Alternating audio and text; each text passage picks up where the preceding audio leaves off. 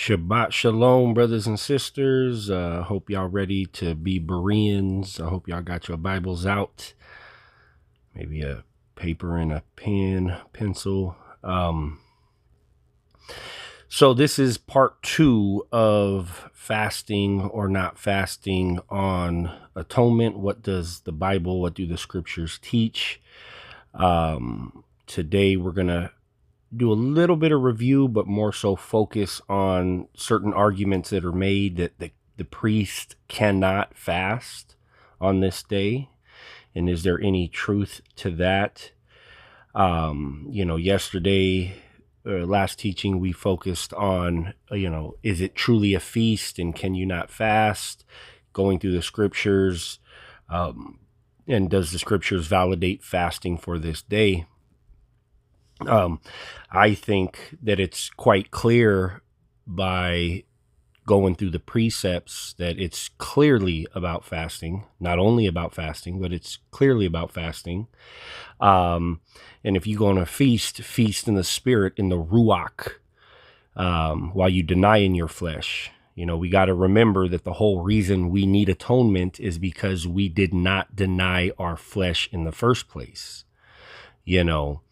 So we need a reality check. We need to be brought down a notch and a nod or humbled, at times. It's good for our health, right? We need it. So, another argument, I guess, would be, well, it's humbling, not afflicting. They go hand in hand, one and the same. There could be a little bit of variation between the two. And to, kind of double down on one of the precepts we brought out yesterday. And I would highly advise, don't gloss over this like, okay, yeah, what else? To be honest, what else do you need in one sense, besides the fact that we got all these witnesses corroborating the same story? And anyhow, and that would be right here in Deuteronomy 8, right?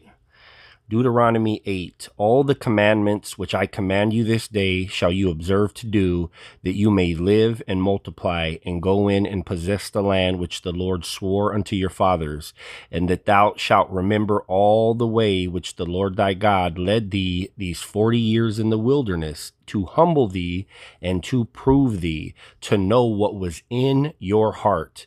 Has it not been a heart issue the whole time? And that's what I was kind of trying to get you guys to understand. It's about heart posture. Where is our heart? We need to reposture our hearts, with atonement. To know what was in thine heart, whether thou wouldest keep his commandments or no. And he humbled you and suffered you to hunger and fed you with manna, which you knew not, neither did thy fathers know, that he might make thee know that man doth not live by bread alone, or only, but by every word that proceeds out of the mouth of Yah does man live. Okay? This is how the Most High anad his people.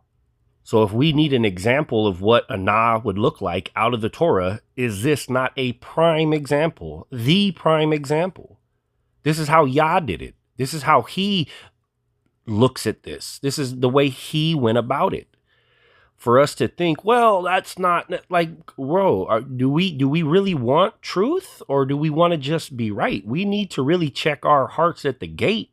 That's why I named this channel what I did, is because I'm seeking Yah's truth. You can have your truth and I can have my truth. And at that point, it's a bunch of opinions. And not that opinions can't have some validity to it, but what is Yah's truth? I want that. Right? And I want to help others find that. So when it comes to a day like day, the holiest day of the year, I came to that conclusion on my own. Like, I personally do not have influence from Christianity as a child, or the residue of that, or Judaism, or I am from Las Vegas, where the running rebels, and I've always rebelled against, you know, things or people or the law or whatever. At this point, no, I submit to the Most High. I submit to His ways and His, Torah. Um, but I rebel against traditions. That's why we have truth over tradition out the gate and at the end of every video, because I don't want traditions. When I started looking at the Sabbath, and I just went all day Saturday, and then it was like, well, the Jews go Friday sundown to Saturday sundown. Like, no offense, but I don't care what the Jews do. Like, what does the Bible teach? And when I searched it out, going back to Genesis, there was evening and morning, first day. Okay, well, morning is the day part. When it was over, you had evening and morning, day 2, day 3, day 4, day 5. So I said, all right, it's above my pay grade to negotiate or argue, so it is what it is. But do we really want the truth, or do we just want to be right? Do we want to hold on to a preconceived notion, and no matter what gets thrown at us, witness after witness, we just don't want to budge, don't want to move, don't want to reconsider?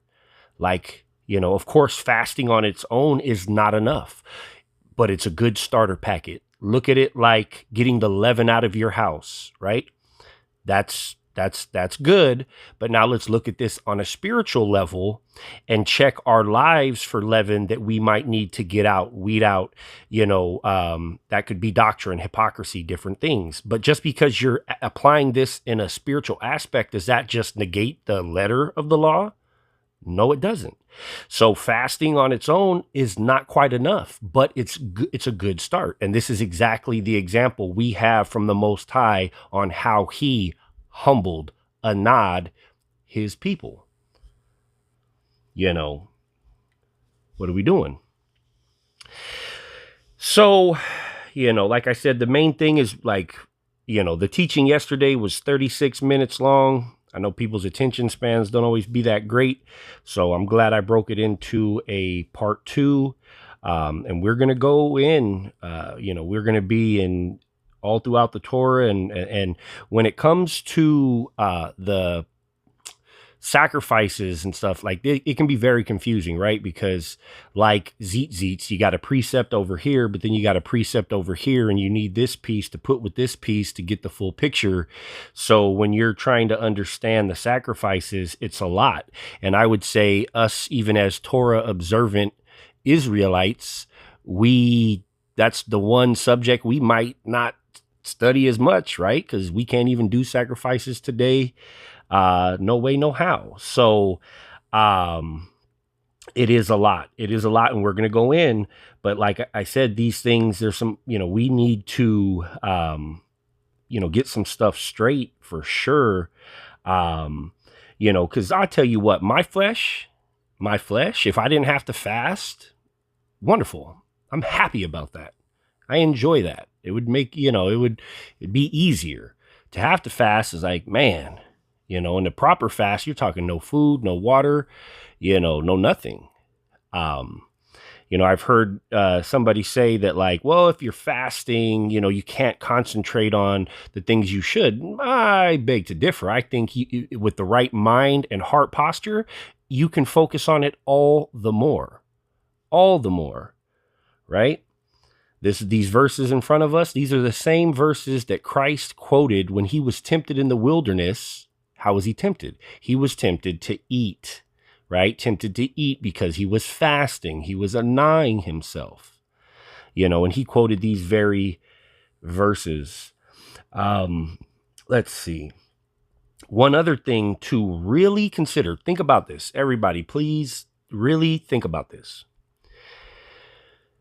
With all Sabbaths, if you worked on a Sabbath, it's a very severe thing, right? It's a very severe thing.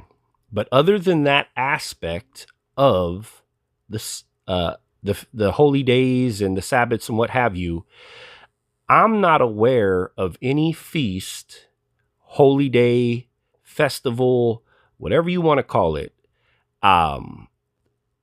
Moedim, to be politically correct, I'm not aware of any that have such a severe precept going hand in hand with this day, right? Like you had in Deuteronomy where it says all the males must show up 3 times a year, and atonement actually was not one of them, right?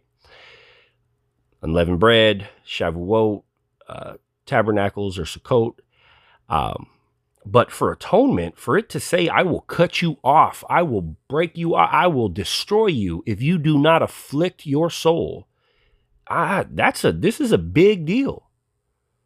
This is a big deal. You know, and for Jubilees to say, if you do fast on a Sabbath, that is sin worthy of death, bro, that's ridiculous. 100% ridiculous. It is not scripture based off that alone. Facts. You got Daniel fasting on Sabbaths. You got Elijah fasting on Sabbaths. And no, they weren't all instructed by God to do so. Show me book, chapter, verse where it says that. It's not there. Okay? Moses did it twice. Christ did it. And if we're going to say, well, you know, when Christ did it, he was the sinless lamb. But when he did that, he was above the law. So it wasn't really sin. Okay, now we're playing games and we sound like some Christians. Like, oh, well, not that it's wrong to be a Christian, but you know what I'm talking about, the theology. So, when Christ broke the Sabbath, according to the Gospels, it wasn't really sin because he was the Lord of the Sabbath. Christ didn't never break any commandment, including a ridiculous one like fasting for Shabbat, because it's not a precept. It's added. He's sinless because he didn't sin, not because he was above the law. Yah keeps his own laws. It's a ridiculous notion. All right, calm down. All right, something else that I realized yesterday, I had brought up Isaiah 58, and I had said that this mirrors atonement and Jubilee, the Jubilee year. Okay, so this was the Feast of Trumpets, Day of Trumpets, a few years back. So anyhow, let's find the precept that I want to show you guys, connecting these dots in Isaiah 58. So here in Leviticus 25, it says, and thou shalt number 7 Sabbaths of years unto thee, 7 times 7 years, and the space of 7 Sabbaths of years shall be unto you 49 years. And thou shalt cause the trumpet of the Jubilee to sound on the 10th day of the 7th month. In the day of atonement shall you make the trumpet sound throughout all your land. Well, Isaiah 58 talks about the trumpet being played. It talks about letting like the oppressed go free and not exacting your laborers. There's so many connections to these things. To say it's not connected is quite a stretch. All right, so we got to realize that. Right? So you shall cause the trumpet to be sounded on the day of atonement, and you shall hallow the 50th year and proclaim liberty throughout all the land unto all the inhabitants thereof. And it shall be a jubilee unto you, and you shall return every man unto his possession, and you shall return every man unto his family. A jubilee shall that 50th year be unto you. You shall not sow, neither reap that which groweth of itself in it, nor gather the grapes in it of thine vine undressed. For it is a jubilee. For it is the jubilee. It shall be holy unto you. You shall eat the increase thereof out of the field. Okay, so going back to Isaiah 58, right? Verse 1 starts with blowing the trumpet, right? And what I realized last night, Shabbat meal, is I was going over this with my family, and what I realized is the fall feast, you could say that they paint the picture of the gospel, especially the way Isaiah 58 lays it out, right? Cry aloud, spare not, lift up thy voice like a trumpet, and show my people their transgressions, the house of Jacob their sins. Where if Christ coming back is connected to this day, the day of trumpets, right? In Revelation, in Isaiah, returning at the sound of the trumpet, the archangel. If Christ is coming back, is that not a call to repentance? He's coming. Like, that's exciting and terrifying, right? Like, he is coming back. So also, then you have atonement, where you need to afflict yourself. You need to humble yourself. You need to deny your flesh. By fasting this day, you're practicing denying your flesh that you should hopefully be able to, do year round, right? Because we must seek to be worthy. If you ask me, I am not worthy, but I hope at the end of the day, at the end of days, that God disagrees and he says, well done, good and faithful servant, because that is true success. So us afflicting our soul is good for our health, because we realize, man, I need to do better. I need to deny my flesh more. The less I sin, the less I put Christ back on that cross. So then here throughout Isaiah, or Isaiah 58, you have them fasting, them afflicting their soul, they're annoying their nefesh, but it's not good enough, right? It's not good enough. They need to do better. So, if we afflict our soul properly, right? Is this a fast that I have chosen? Right? Verse 6, is this not the fast that I have chosen? Okay, so where in the Torah did Yah choose a fast at all, other than atonement? Right? Think about that. So if we annoy ourselves and we are truly trying to get right and grow and be right with God, then this is what happens, right? We get to take part in Sukkot. We get to take part in the wedding feast. We're going to be there, right? Where it says, and the Lord shall guide thee continually and satisfy thy soul in drought. This, I apologize. I'm looking for the next one. Nope. Do I not have it on here? I apologize. Is it not here? I don't think it is. Okay. But the Lord will guide thee continually and satisfy thy soul in drought and make fat thy bones, and thou shalt be like a watered garden and like a spring of water whose waters fail not. And they shall be thee, and they that shall be of thee shall build the old waste places. Thou shalt raise up the foundations of many generations, and thou shalt be called the repairer of the breach, the restorer of past to dwell in. Is that not what's happening right now? That we are restoring the past to dwell in. The Most High is waking his people up, calling us back to the ancient paths, and that is what is happening. Okay. The following verses, I'm going to just read them to you right out of the scriptures. It says, verse 58, or chapter 58, verse 13, if you turn away your foot from the Sabbath, from doing thy pleasure on my holy day, and call the Sabbath a delight, the holy of the Lord, honorable, and shall honor him, not doing thy own ways, nor finding thine own pleasure, nor speaking thine own words, denying your flesh in many ways, right? Then shalt thou delight thyself in Yah, and I will cause thee to ride upon high places on the earth, and feed thee with the heritage of Jacob thy father, for the mouth of the Most High Yah hath spoken it. Right? So, and that's what we seek. If we, endure to the end, well done, good and faithful servant, we will be part of that wedding feast. These fall feasts paint the picture of the gospel. Isaiah 58 shows us, what that can look like, paints the picture as well. So we really need to, humble ourselves, annoy ourselves. And it's more than just not eating. It's more than that, So I counsel you to consider these things, and really, we need to check ourselves and and seek the Most High and lean on him and rely on him. So anyhow, let's continue, and let's really get into the meat of the matter. One other thing, what did Esther and them do when they sought counsel of the Most High? They humbled themselves and fasted. What did the Ninevites do when Jonah showed up to town and told them the judgment that was coming.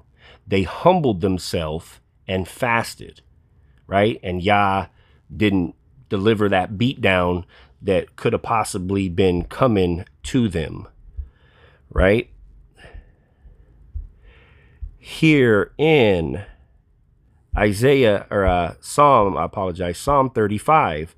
But as for me, when they were sick, my clothing was sackcloth. I humbled my soul with fasting, right?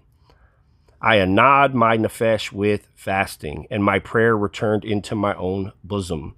So just more examples, more witnesses that these things are obviously connected, But now let's get into the offerings. So when it comes to offerings, you have burnt offerings, drink offerings, meat offerings that are really like a grain offering. You have peace offerings, you have sin offerings, you have guilt offerings, which seem to be like another type of sin offering, but in a certain manner. Okay, so first things first, let's start to get into this. Okay, I apologize. Another witness. Here in Acts 27, verse 9, now when much time was spent and when selling was dangerous because the fast was now already past, Paul admonished them and said unto them, Sirs, I perceive that this voyage will be hurt and much damage, not only of the lading and ship, but also our lives. So supposedly what happens is, in the fall, winter months, the sea is much harder to travel on. So the fast, like if you traveled before it, it was safer. And if you traveled after it, it was more dangerous. And what fast would that be? The Day of Atonement in the in the fall, September, October months. So here, that word, the fast, is nestia. I'm probably not saying that right. Okay, outline of biblical usage: a fast, fasting, voluntary as religious exercise of private fasting. The public fast is prescribed by the Mosaic law and kept yearly on the great day of atonement, the 10th month of Tishri, which is the pagan name for the 7th month. The month Tishri comprises a part of our September and October. The fast accordingly occurred in the autumn when navigation was usually dangerous on account of storms. A fasting caused by want or poverty. Okay, so here we go with another witness, another witness connecting these dots in the New Testament. When you do fast, let's make sure we do it right. Christ here says, moreover, when you fast, be not as the hypocrites of a sad countenance, for they disfigure their faces, that they may appear unto men to fast. Verily I say unto you, they have their reward. But thou, when thou fastest, anoint thine head, and wash thy face, that thou appear not unto men to fast, but unto thy Father which is in secret, and thy Father which seeth in secret shall reward you openly. Right? So let's not put on a show. Let's not over here, be woe is me. Like, nah, you know what I'm saying? Like, I need this. This is good for my health. This is good for my health. I keep it to myself, and I try to get my mind right, my heart right, but I'm not going to sit here wearing it on my sleeves. Right? So let's get it in.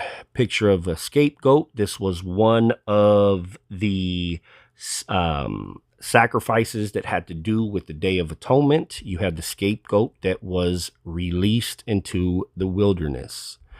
Okay. So let's start with Numbers 28. Okay. Numbers 28.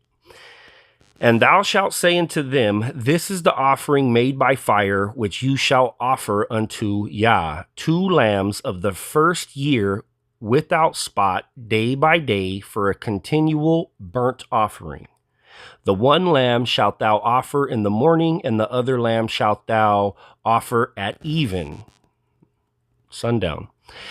And a tenth part of an ephah of flour for a meat offering, mingled with the fourth part of a hin of beaten oil. It is a continual burnt offering which was ordained in Mount Sinai for a sweet savor, a sacrifice made by fire unto Yah. And the drink offering thereof shall be the fourth part of a hin for one lamb. In the holy place shalt thou cause the strong wine to be poured unto Yah for a drink offering. And the other lamb shalt thou offer at the even as a meat offering of the morning, and the drink offering thereof thou shalt offer it, a sacrifice made by fire of a sweet savor unto Yah. And on the Sabbath day, 2 lambs of the first year without spot, and 2/10 deals of flour for a meat offering. Pause. So whenever it's talking about the flour and the, frankincense, stuff like this, that's the meat offering. It's bread, the grain. It's not literal meat. You have to understand this, or when you're searching this out, it can throw you off. Okay. Continuing. Verse 9, and on the Sabbath day, 2 lambs of the first year without spot, and 2/10 deals of flour for a meat offering mingled with oil, and the drink offering thereof. This is the burnt offering of every Sabbath, beside the continual burnt offering and his drink offering. And in the beginning of your months you shall offer a burnt offering unto Yah, 2 bullocks and 1 ram, 7 lambs of the first year without spot. Okay, so this is getting into the new moon. That is less relevant for this study. It had its own specific sacrifices that would be done. What we just discussed was the daily burnt offerings, the Sabbath burnt offerings, and the drink offerings, which said would be poured unto Yah, right? And the drink offering thereof shall be the fourth part of a hin of 1 lamb. In the holy place shalt thou cause the strong wine to be poured unto the Lord for a drink offering. So these drink offerings were poured out. It's not like the priests and them, they couldn't even drink while they were serving in the temple. So they were definitely not drinking this wine. It was poured out. So that's something you got to understand about the drink offerings. They were always poured out. They were not consumed. Let's see. So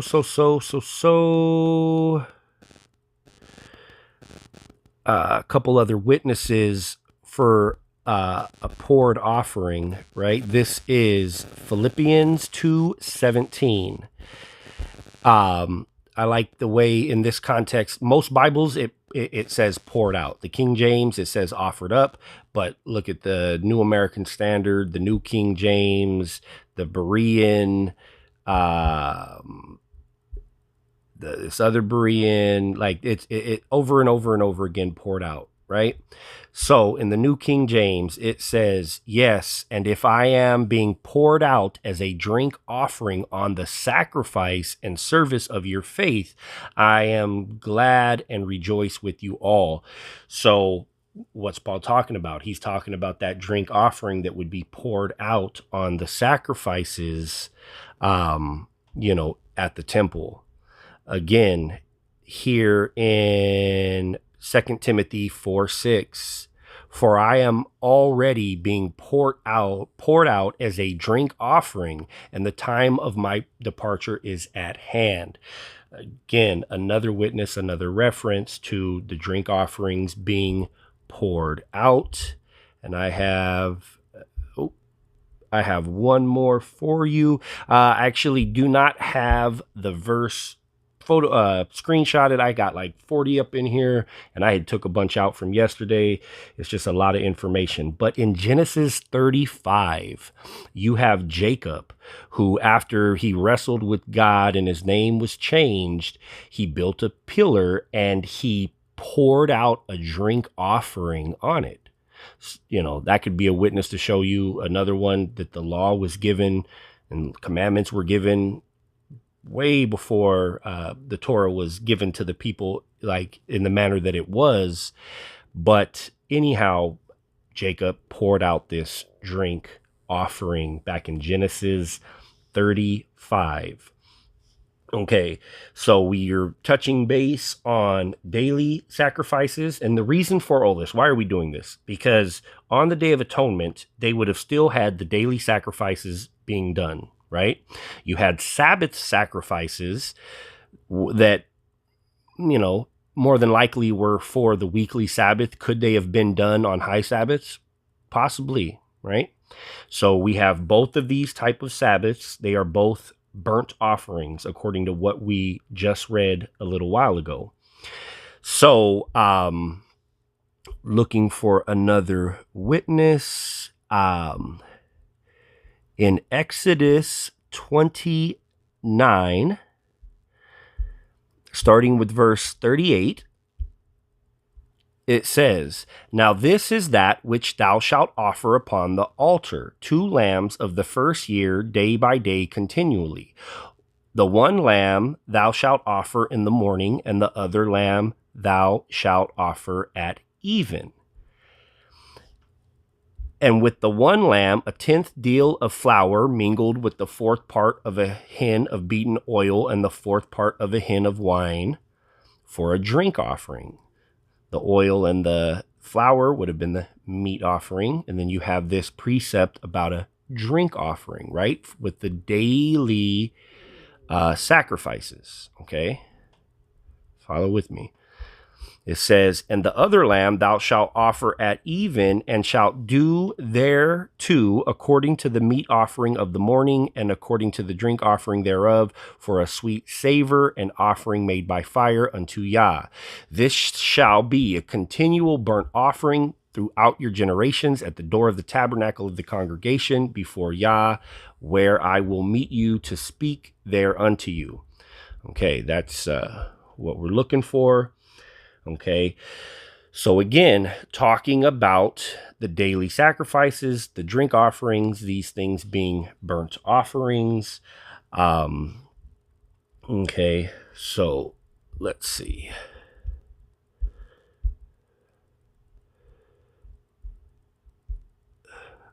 Here in Exodus 29 and verse 18, "And thou shalt burn the whole ram upon the altar.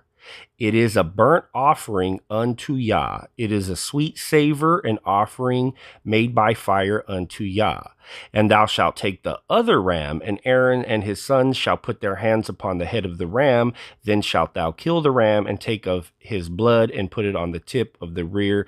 Okay, so this is less relevant. What we're looking for is verse 18. Okay, verse 18 says, "You shall burn the whole ram upon the altar. It is a burnt offering." So this is something you need to understand about burnt offerings is they were burnt up. Exactly what it says. The whole thing was burnt. Okay. The whole thing was burnt. I think in some cases, technically, the Levites could keep the skin of the animal. We're going to review this in depth. But basically, a burnt offering was burnt to a crisp. Like the whole thing was burnt. Nothing, no portions were given. No, they were just burnt up. You got to understand that about burnt offerings. Okay, so if we go to Leviticus 1, which is, basically going in depth to the burnt offerings, we're going to read how this is handled. Okay, Leviticus 1. "And Yah spoke unto Moses, and spoke unto him out of the tabernacle of the congregation, saying," okay, here, tabernacle of the congregation. This word congregation is moed, just like the appointed times. It's an appointed place. This is an appointed time, very specific meaning of moedim. Okay, and Yah spoke unto Moses and spoke unto him out of the tabernacle of the congregation, saying, Speak unto the children of Israel, and say unto them, If any man of you bring an offering unto Yah, you shall bring your offering of the cattle, even of the herd, and of the flock. If his offering be a burnt sacrifice of the herd, let him offer a male without blemish. He shall offer it of his own voluntary will at the door of the tabernacle of the congregation before Yah. And he shall put his hand upon the head of the burnt offering, and it shall be accepted for him to make atonement for him. And he shall kill the bullock before Yah, and the priest, Aaron's sons, shall bring the blood and sprinkle the blood round upon the altar that is by the door of the tabernacle of the congregation. And he shall flay the burnt offering and cut it into pieces. And the sons of Aaron the priest shall put fire upon the altar and lay the wood in order upon the fire. And the priest, Aaron's sons, shall lay the parts, the head and the fat, in order upon the wood that is on the fire, which is upon the altar. But his inwards and his legs shall be washed in water, and the priest shall burn all on the altar to be a burnt sacrifice, an offering made by fire of sweet savor unto Yah. So it's kind of interesting that certain parts of the animal needed to be cleansed or purified or washed before even being burnt, right? But like it says in verse 9, you shall burn all on the altar. All of this animal is burnt on the altar. Continuing with verse 10, it says, And if his offering be of the flocks, namely of the sheep or of the goats, for a burnt sacrifice, he shall bring it a male without blemish, and he shall kill it on the side of the altar northward before Yah, and the priest Aaron's son shall sprinkle his blood round upon the altar. Okay, continuing. And he shall cut into pieces with his head and his fat, and the priest shall lay them in order on the wood that is on the fire which is upon the altar. But he shall wash the inwards and the legs with water, and the priest shall bring it all and burn it upon the altar. It is a burnt sacrifice, an offering made by fire of a sweet savor unto Yah.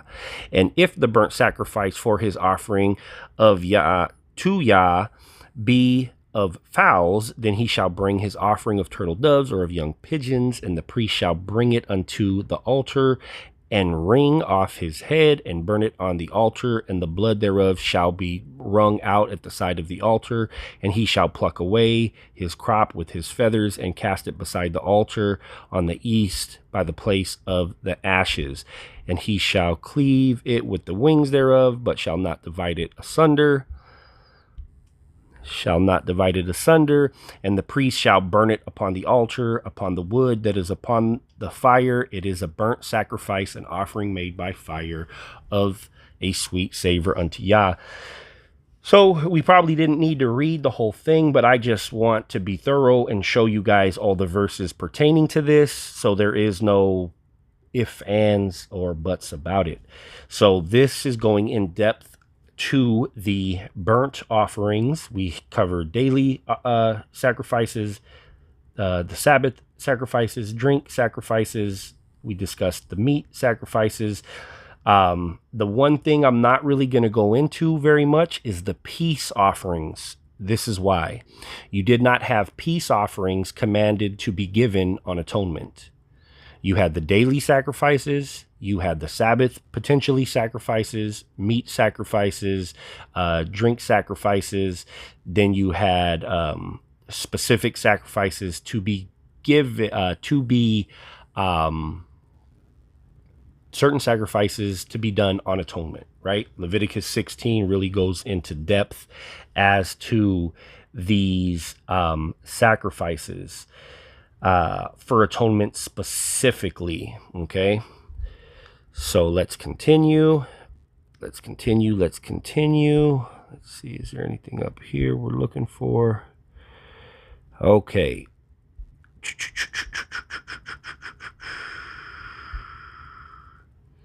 All right, so we're good. All right, let's get into Leviticus 6. Okay. Says, starting with verse 8, and the Lord spoke unto Moses, saying, command Aaron and his sons, saying, this is the law of the burnt offering. It is the burnt offering because of the burning upon the altar all night until the morning, and the fire of the altar shall be burning in it. And the priest shall put on his linen garment, and his linen breeches shall he put upon his flesh, and take up the ashes which the fire hath consumed with the burnt offering on the altar, and shall put them beside the altar, and shall put off his garments, and put on the garment, and put on other garments, carry forth the ashes without the camp into a clean place.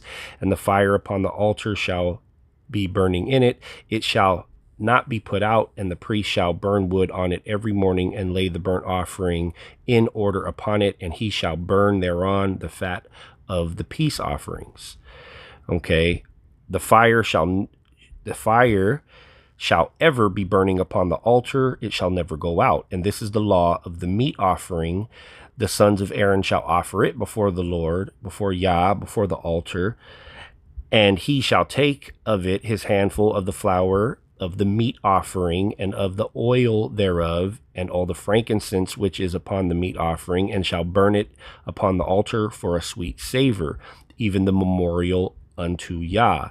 And the remainder thereof shall Aaron and his sons eat with unleavened bread. Shall it be eaten in the holy place, in the court of the tabernacle of the congregation, they shall eat it.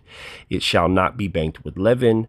I have given it unto them for their portion of my offerings made by fire. It is most holy, as in the sin offering and as the trespass offering. All the males among the children of Aaron shall eat of it.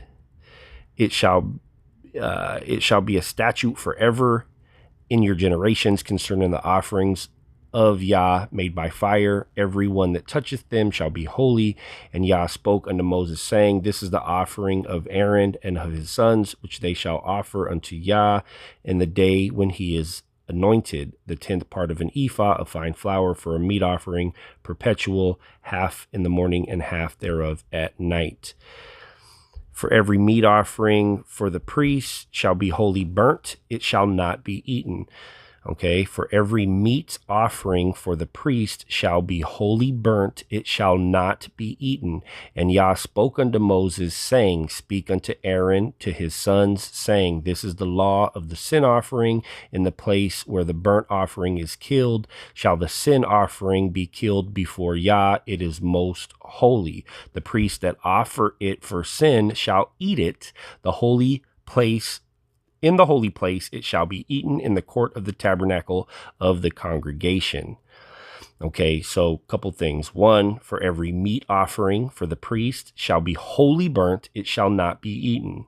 Secondly, verse 26, the priest that offer it for sin shall eat it in the holy place, shall it be eaten in the court of the tabernacle of the congregation.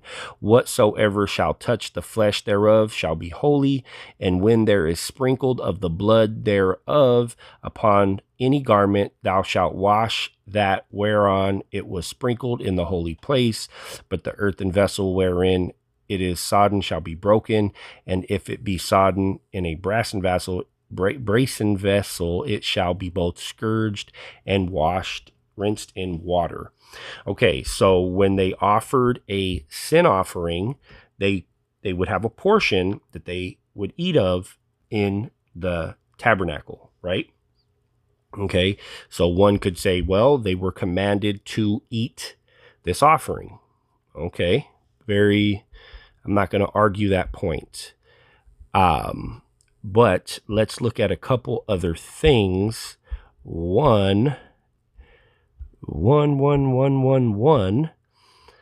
Here in Leviticus 9, it says, and it came to pass on the 8th day that Moses called Aaron and his sons and the elders of Israel, and he said unto Aaron, take thee a young calf for a sin offering, and a ram for a burnt offering without blemish, and offer them before Yah. And unto the children of Israel thou shalt speak, saying, take ye a kid of the goats for a sin offering, and a calf and a lamb, both of the first year, without blemish, for a burnt offering. Okay, so this is just context. What was going on here is they had basically sanctified the altar, consecrated it, whatever it's, however you would word that. It had to be prepped. You couldn't use it until the 8th day. And that's why here on the 8th day, they were starting to do some sacrifices. Okay, so what happens is Aaron's 2 sons get burnt up, right? They die, bringing the strange fire. Okay. Here in Leviticus 10, it says, okay, so they gave some sacrifices. Let's just read. It says, "And Moses diligently sought the goat of the sin offering, and behold, it was burnt. And he was angry with Eleazar." Okay, this is a sin offering. Technically, it's not a burnt offering, right? "And he was angry with Eleazar and Ithamar, the sons of Aaron, which were left alive, saying, Wherefore have you not eaten the sin offering in the holy place, seeing it is most holy? And God hath given it to you to bear the iniquity of the congregation, to make atonement for them before Yah. Behold, the blood of it was not brought in within the holy place. You shall indeed have eaten it in the holy place, as I commanded. And Aaron said unto Moses, Behold, this day have they offered their sin offerings and their burnt offerings before Yah, and such things have befallen me. And if I had eaten the sin offering today, should it have been accepted in the sight of Yah? And when Moses heard that, he was content." All right, so Aaron's sons had died. They offered a sin offering, and Aaron decided not to eat of it. Moses was like, "Hey, what's going on?" Aaron stated his case, and Moses was like, "Okay, bet." So that was concerning Aaron's sons dying, and he didn't want to eat of that atonement sacrifice. Now, understand, you would have atonement sacrifices that could be done randomly throughout the year. This has nothing to do with the Day of Atonement. How do I know that? Because in the end of Exodus, it says that, I think it was the first day of the first month of the second year, that the tabernacle was put up, right? The altar, all this stuff, it was set up, the tabernacle of the congregation. Well, if you go to Numbers, the beginning of Numbers, I think it says in the second month, in the first day of the second month in the second year, that's when that's taking place. So the book of Leviticus was given, and all these instructions were given within the span of a month. So this just had to do with, this was still in the first month when this was done. It had nothing to do with the Day of Atonement. This had to do with, them basically anointing the altar and the priest. And, he decided not to eat of it. Moses dropped it. Although, according to the last precept, before this, you could say, well, they were basically commanded to do so, or why else would Moses be upset with Aaron for not eating it if they weren't supposed to? Okay, fair enough. But that's not case closed. We need to go further. We need to go further and start to look at the Day of Atonement and all the precepts that were given for the Day of Atonement, okay? Leviticus 16, Law of Atonement. Not to say there's no precepts anywhere else, but we've covered other precepts that have to do with this day. And I think it was Numbers 29. I know we were in Numbers 28. We might have not been in 29, but tell you what, we will. So let's do this one first. Leviticus 16. And Yahweh spoke unto Moses after the death of the 2 sons of Aharon, when they offered before Yahweh and died. And Yahweh said unto Moses, Speak unto Aharon thy brother, that he come not at all times into the holy place within the veil before the mercy seat, which is upon the ark, that he die not. For I will appear in the cloud upon the mercy seat. Thus shall Aharon, Aaron, come into the holy place with a young bullock for a sin offering and a ram for a burnt offering. And he shall put on the holy linen coat, and he shall have the linen breeches upon his flesh, and he shall be girded with a linen girdle, and with the linen mitre shall he be attired. These are the holy garments. Therefore shall he wash his flesh in water, and so put them on. Okay, let's keep track. You know, you had the daily sacrifices, you had the Sabbath sacrifices, right? Which may have been offered, may have not, may have. Then here he has a bullock for a sin offering and a ram for a burnt offering. Continuing. And he shall take of the congregation of the children of Israel 2 kids of the goats for a sin offering, and 1 ram for a burnt offering. And Aaron shall offer his bullock of the sin offering, which is for himself, and make an atonement for himself and for his house. And he shall take the 2 goats and present them before Yahweh at the door of the tabernacle of the congregation. And Aaron shall cast lots upon the 2 goats, 1 lot for Yahweh and the other lot for the scapegoat. If you start getting into Enoch, I believe this is Azazel, which basically would be Hasatan. Okay, and Aaron shall bring the goat upon which Yahweh's lot fell and offer him for a sin offering. But the goat on which the lot fell to be the scapegoat shall be presented alive before Yahweh to make an atonement with him, to let him go for a scapegoat into the wilderness.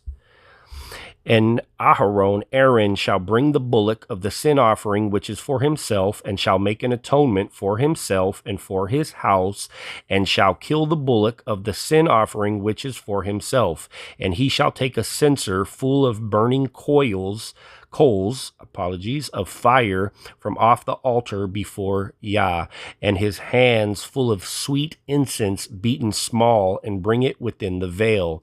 And he shall put the incense upon the fire before Yah, that the cloud of the incense may cover the mercy seat that is upon the testimony, and he die not. And he shall take of the blood of the bullock and sprinkle it with his finger upon the mercy seat eastward, and before the mercy seat shall he sprinkle of the blood with his finger 7 times.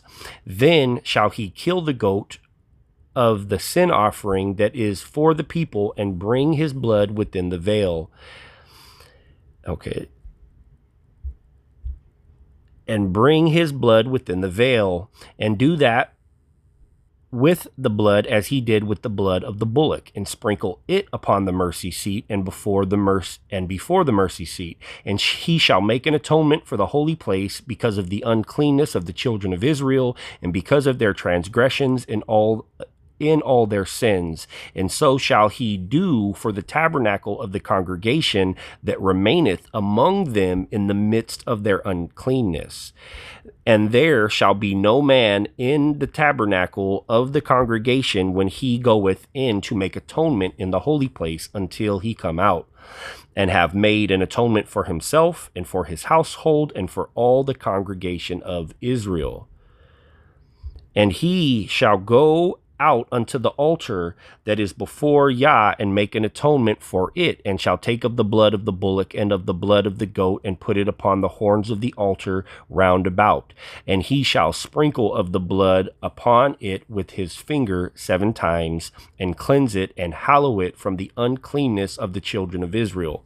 And when he hath made an end of reconciling the holy place and the tabernacle of the congregation and the altar, he shall bring the live goat, and Aaron shall lay both his hands upon the head of the live goat and confess over him all the iniquities of the children of Israel and all the transgressions and all their sins, putting them upon the head of the goat, and shall send him away by the hand of a fit man into the wilderness.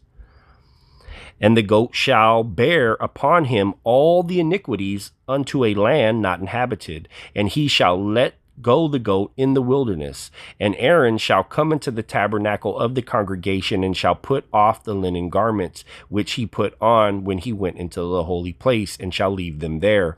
And he shall wash his flesh with water in the holy place, and put on his garments, and come forth, and offer his burnt offering and the burnt offering of the people, and make an atonement for himself and for the people. And the fat of the sin offering shall be burned upon the altar. And he that let go the goat for the scapegoat shall wash his clothes and bathe his flesh with water, and afterward come into the camp.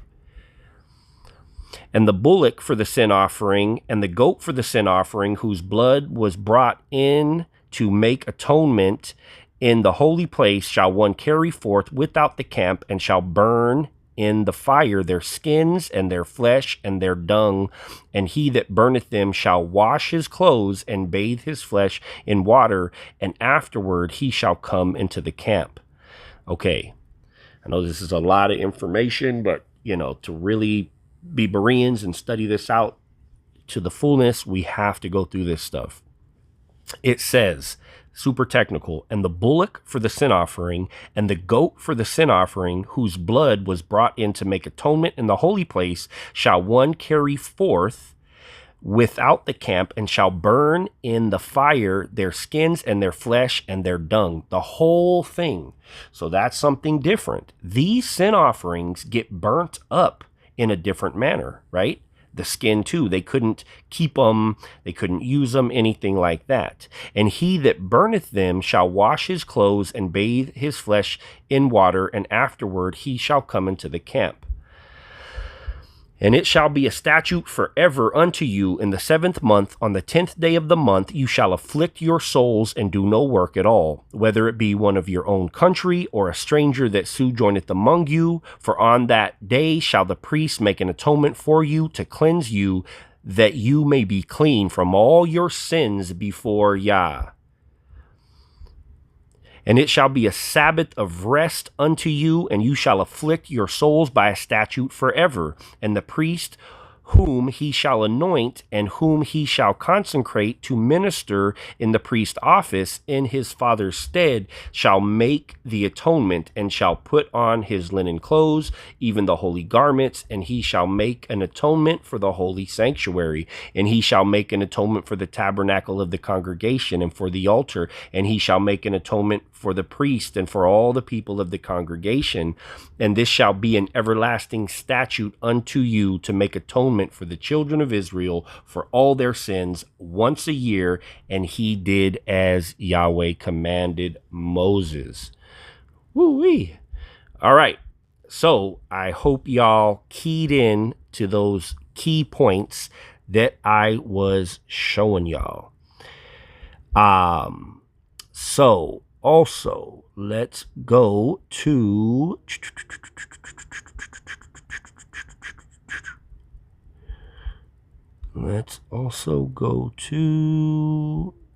man, got all these screenshots. My goodness.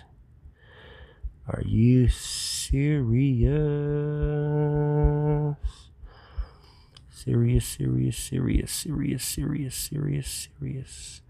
All right. Apologies. All right. Let's shake the spot. Shake the spot. There we go. What you searching, man? What you studying, man? All right. Numbers 29. Offerings of the 7th month. Okay. First day of the month. We're not worrying about that. Right here. starting with verse 7. And you shall have on the 10th day of the 7th month a holy convocation, and you shall afflict your souls. You shall do no work therein, but you shall offer a burnt offering unto Yah for a sweet savor, 1 young bullock, 1 ram, and 7 lambs of the first year. Okay, so that's quite a few animals, right?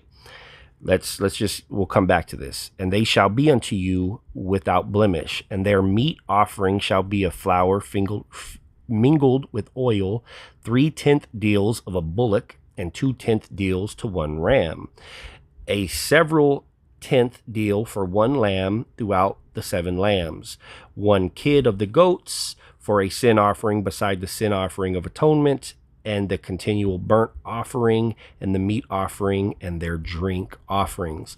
Okay, so you had drink offerings that would go with these offerings that would be poured out to Yah, right? Okay, so going back, trying to keep track of all these sacrifices that would be done this day. It says, verse 8, but you shall offer a burnt offering unto Yah for a sweet savor, 1 young bullock, 1 ram, and 7 lambs of the first year. What is the key word here? Burnt offering. So all of these animals are burnt offerings. So you have the daily sacrifices, the Sabbath sacrifices, all of these sacrifices, and everything is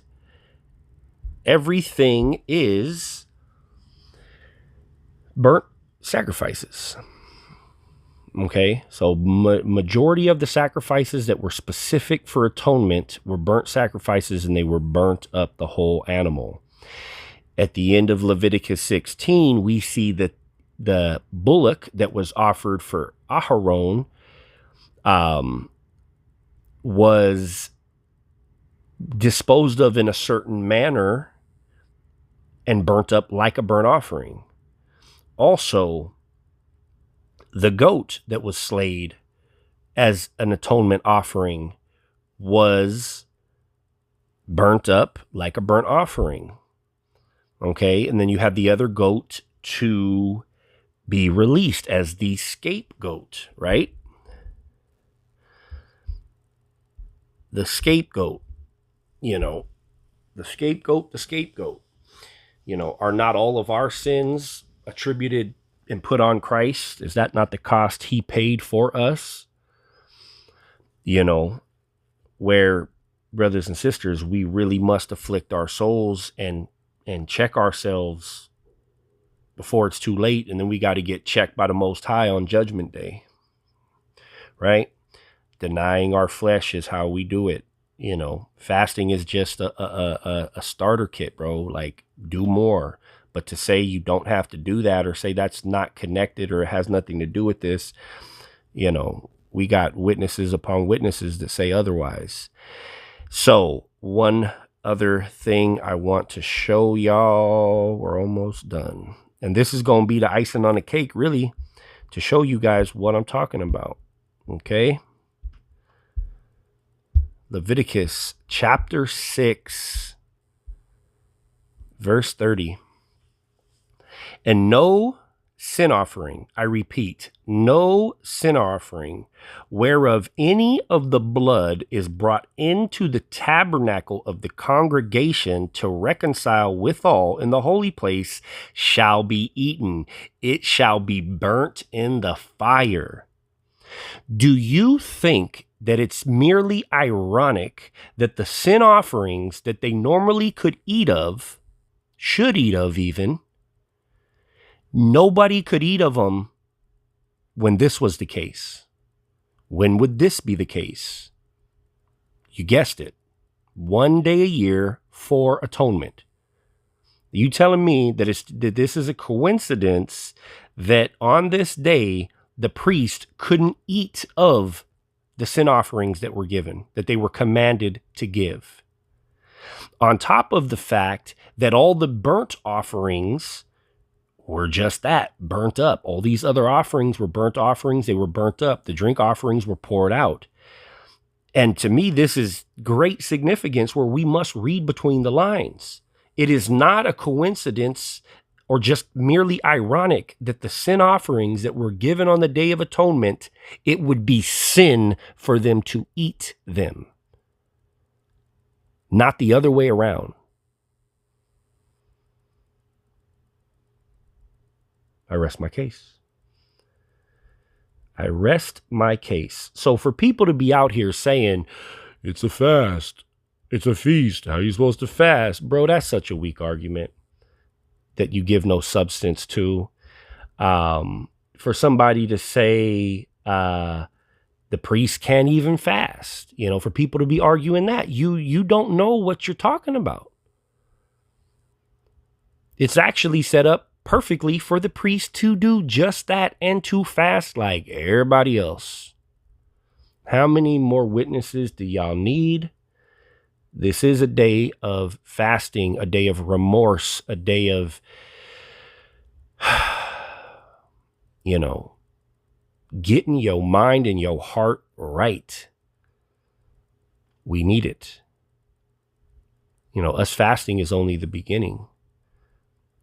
But it is an example of, hey, if I can go this 24-hour period by denying my flesh, even though I'm hungry and even though I don't want to, and I can, drink water as well, but then I enhance that, I magnify that, and start looking at all aspects of my life and concentrate and think about all the times that I've fallen short and how I don't want to. Oh, wretched man that I am, and do better. If you know better, you'll do better. And we need to. So Shabbat Shalom. I hope y'all have a hard fast. People say, have an easy fast. I don't want an easy fast. I want a hard fast. I want to check myself. I want, Father, guide me through the Ruach and show me anything that's hidden that I need to address, right? Christ is our atonement, but we also have to be worthy.